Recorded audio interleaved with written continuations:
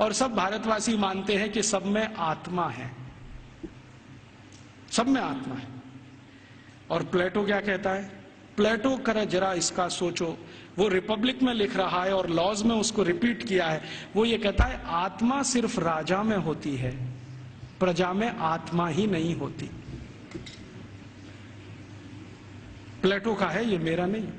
वो कहता है आत्मा सिर्फ राजा में है, प्रजा में आत्मा है ही नहीं, इसलिए कानून सब प्रजा के लिए हैं, आदेश देने का अधिकार राजा को है। और प्लेटो तो कहता है कि राजा के मुंह से जो निकल गया वही कानून, प्रजा को उसी का पालन करना है। अच्छा, फिर प्लेटो ने स्ट्रेटिफिकेशन किया है कि राजा तो एक वर्ग है, उसके नीचे के वर्ग के उसने वर्गीकरण किया है कि प्रजा में पहला कौन? तो कहता है कि ये जो उद्योगपति हैं, व्यापारी हैं, धंधा करने वाले, ये पहले स्तर के। दूसरे स्तर पर कौन? तो अध्यापक हैं और कारीगर हैं और म्यूजिशियन है, संगीतकार है, पेंटर है, आगे आदि 2। तीसरे नंबर पर कौन? तो तीसरे नंबर पर खेत में काम करने वाले मजदूर हैं, फैक्ट्री में काम करने वाले मजदूर हैं वो।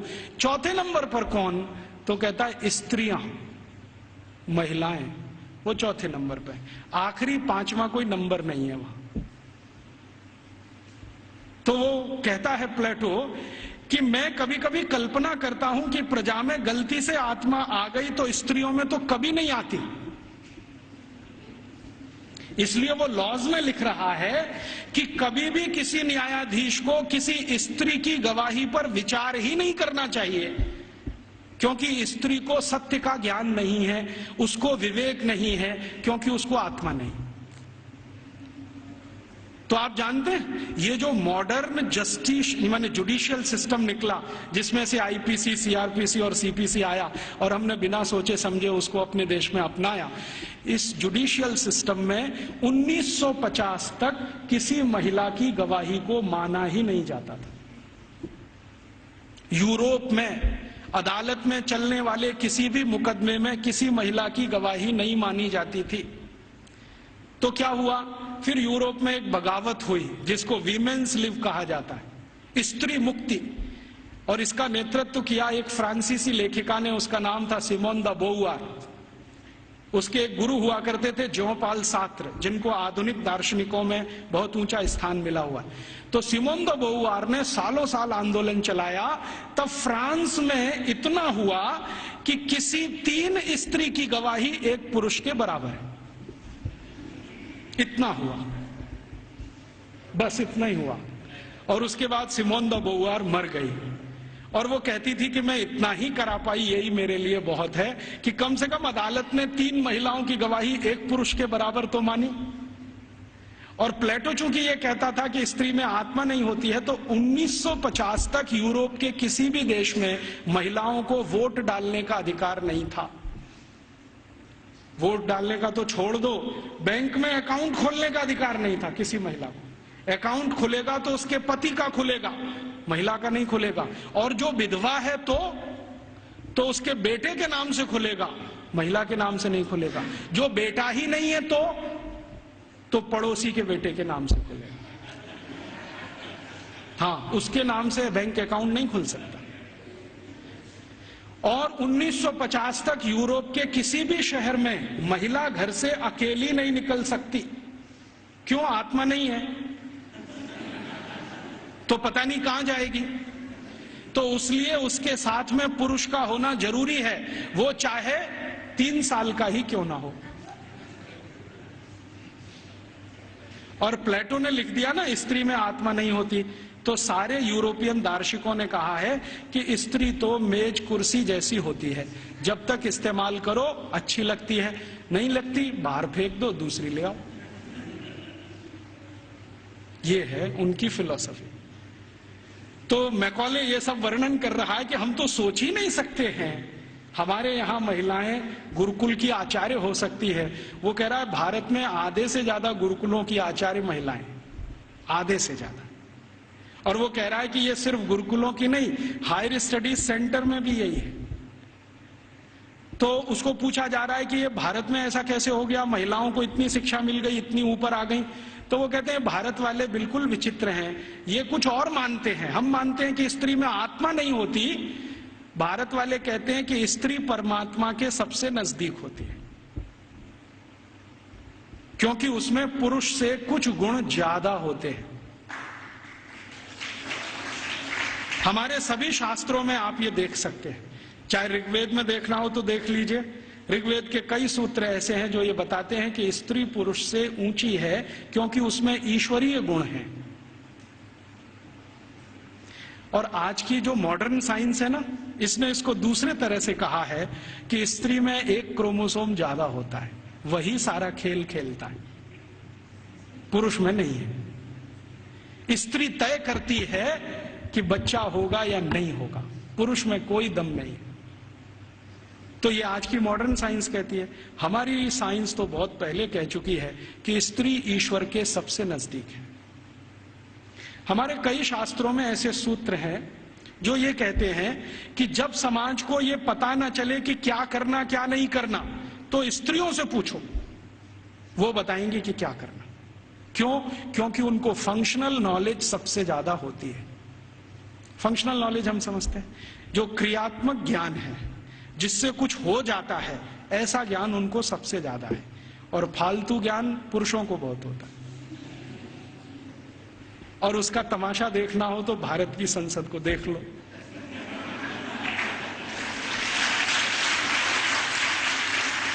देखा आपने संसद में जो पुरुष सांसद हैं वो मां बहन की गालियां देते हैं, और स्त्री सांसदों को चुपचाप निकल जाना पड़ता है। भारत में पता है क्या मान्यता है? भारत में मान्यता यह है कि भाषा का विकास स्त्रियों ने ही किया है।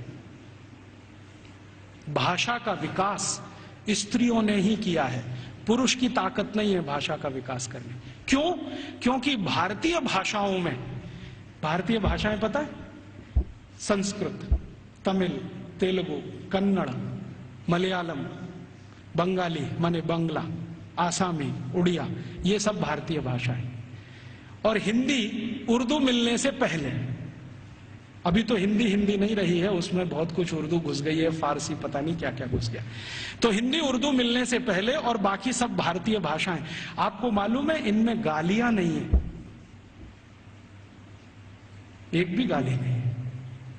और गाली नहीं है तो ये सिद्ध करता है कि ये भाषा स्त्रियों ने ही रची है। हाँ,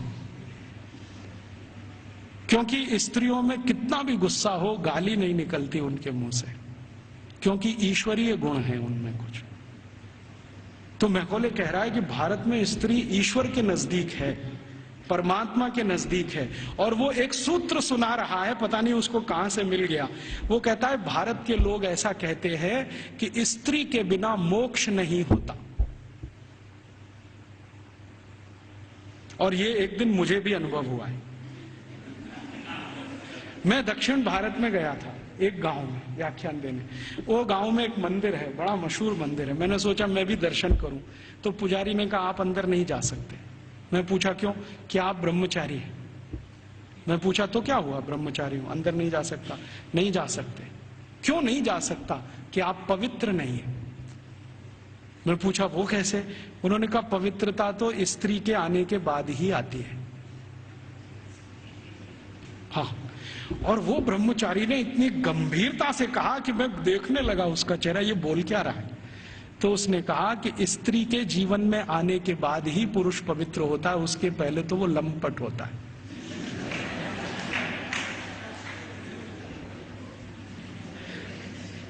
तो मंदिर में मुझे घुसने नहीं दिया उसने। और वो कहता आप तो क्या, हजारों साल से यहां कोई भी व्यक्ति बिना पत्नी के मंदिर में गया नहीं है।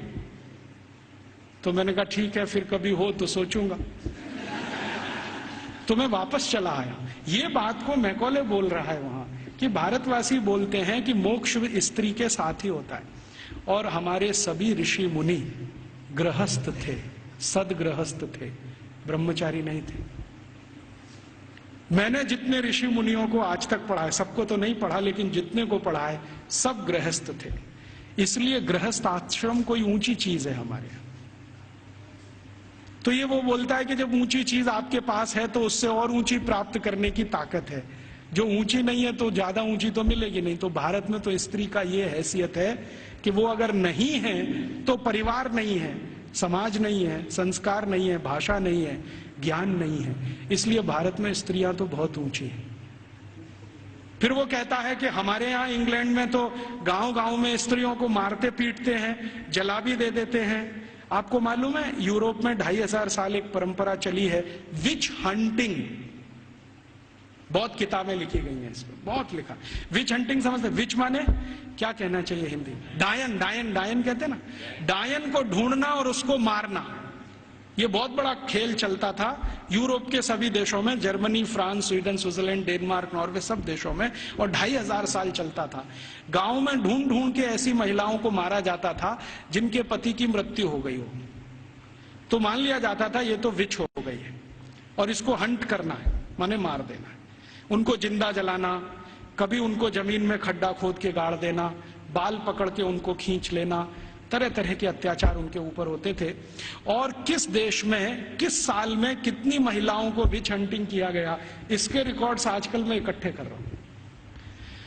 तो हमारे यहां जब सती प्रथा की कहानी चर्चित हुई ना विलियम बेंटिंक के द्वारा, उसी साल में इंग्लैंड में 2700 से ज्यादा महिलाओं को डायन कह के मार डाला गया, उसी साल में। अब हुआ क्या कहानी में कि विलियम बेंटिंक ने अपने देश में जो 2500 से ज्यादा महिलाओं को डायन मरवाया कह के, उसकी चर्चा तो की नहीं आज तक। एक किसी महिला को इस देश में डायन सिद्ध करके मरवा दिया, उसको इतना ग्लोरीफाई कर दिया कि भारत के सभी गांवों में यही होता है। और विलियम बेंटिंक को तो कुछ समझ भी नहीं थी, अकल भी नहीं थी। अभी थोड़े दिन पहले इस प्रश्न का मुझे उत्तर मिला। भारत देश में आप जानते हैं कि 4500 से ज्यादा वनवासी जातियां हैं, 4556 हैं कुछ वनवासी जातियां। जैसे गोंड हैं, वो एक वनवासी जाति है। ऐसे ही गोंड जैसे 4500 से ज्यादा समूह हैं। इनके बीच में मैं पिछले कुछ सालों से घूम रहा हूं और मैंने वहां देखा कि सती का मतलब क्या होता है, सती कहते किसको है। एक बार गोंड लोगों के एक बहुत बड़े सम्मेलन में मैं गया और वहां किसी को सती किया जाना था। मैंने कहा चल के देखूं ये होता क्या है सती होना। तो वहां हुआ ये था कि एक महिला के पति का देहांत हो गया, स्वर्गवास हो गया, और पति का स्वर्गवास हो गया तो उसकी अंतिम यात्रा के लिए गांव के लोग जा रहे हैं। अंतिम संस्कार वो ऐसे ही करते हैं जैसे हम करते हैं, अग्निदाह करते हैं, लकड़ियां इकट्ठी करते हैं। तो मैंने देखा कि उसकी पत्नी आती है और उसके चारों तरफ प्रदक्षिणा करती है और संस्कृत के मंत्र बोलते हैं। कभी कभी उनको भूल जाएं तो वो अपनी भाषा के मंत्र बोलने लगते, लेकिन मंत्र उच्चार होता है, बराबर होता है, पूरे समय होता है। जितने समय तक लाश जलती है तब तक वो मंत्रोच्चार करते रहते हैं, कुछ ना कुछ बोलते हैं। तो मंत्रोच्चार हो रहा है, पत्नी उसकी प्रदक्षिणा कर रही है, तो एक चक्कर उसने लगाया और उनकी अपनी भाषा में सबके सामने हाथ जोड़कर कहा कि आज मेरे पति का स्वर्गवास हुआ है, समाज में ऐसा कौन सा समूह है जो मेरी सुरक्षा की जिम्मेदारी लेगा। वो प्रश्न पूछ रही है और बड़े सुंदर शब्दों में वो कह रही है कि भारत के शास्त्रों ने हमेशा स्त्री को सुरक्षित रहना ये आवश्यक, क्योंकि उसको जीवन बढ़ाना है, तो इसलिए उसको सुरक्षा की जरूरत है। प्राकृतिक सुरक्षा भी चाहिए, दूसरे तरह की भी सुरक्षा चाहिए। क्या मेरी बेटियां जिम्मेदारी लेंगी? बेटियों ने हां बोल दिया तो आ जाएगी, नहीं बोला तो फिर चौथा चक्कर लगाएगी। फिर वो पूछेगी कि क्या समाज के प्रतिष्ठित लोग, जिनको हम क्या कहें महाजन लोग मेरी जिम्मेदारी लेंगे? अगर उन्होंने हां बोल दिया तो आ जाएगी, ना बोल दिया तो फिर चक्कर लगाएगी पांचवा। फिर वो पूछेगी कि इस समाज के आचार्य लोग, उपाचार्य लोग मेरी जिम्मेदारी लेंगे? अगर हां बोला तो उनके पास आ जाएगी, नहीं तो वापस। और आखिरी चक्कर सातवां जब लगाएगी तो वो पूछेगी कि क्या पुरोहित हम समझते हैं पूजा पाठ करें, क्या पुरोहित मेरी जिम्मेदारी लेंगे? अगर पुरोहितों ने हां बोला तो उनके पास आएगी, नहीं तो चक्कर लगा के गांव छोड़ के चली जाएगी और गांव कहेगा कि वो सती हो गई। ये है सती होना। और इसको बिगाड़ दिया। अंग्रेजों ने क्या कहा कि उसको जबरदस्ती चिता में धकेल देंगे और ये कर देंगे। फिर वो जाती कहाँ है, उसके पीछे पीछे मैं गया तो उस गांव का कोई मंदिर होगा, वहां जाएगी और अपना बाकी जीवन उसी मंदिर में बिताएगी। वो ये कहती है कि जब कोई जिम्मेदारी नहीं लेगा तो अब भगवान मेरे लिए जिम्मेदारी लेंगे, तो मंदिर में जाके पूजा करेगी, पाठ करेगी, अपना जीवन उसी से चलेगा उसका। और जैसे ही वो मंदिर में जाके पाठ पूजा करने लगेगी तो समाज की आदरणीय हो जाएगी और सब उसको साष्टांग दंडवत प्रणाम करेंगे। फिर हम गोंड लोग कहेंगे कि ये हमारी सती है। हम उसको एक्सप्लेनेशन क्या देंगे, वो पति के साथ जिंदा जला दी गई, वो सती है। सती होना कोई ऊंचा कर्म रहा है इस देश में, हम उसको समझ नहीं पाए। अंग्रेजों ने जो डिस्क्रिप्शन दे दिया उसी को अंतिम मान के हमने अपना मान लिया कि ऐसा ही कुछ होता होगा। ये होता है, और ये सिर्फ गोंडों में ही नहीं होता, भीलों में भी होता है। गोंड हैं, भील हैं, जितने तरह की जनजातियां हैं, ज्यादातर में ये होता है। तो मैकॉले कह रहा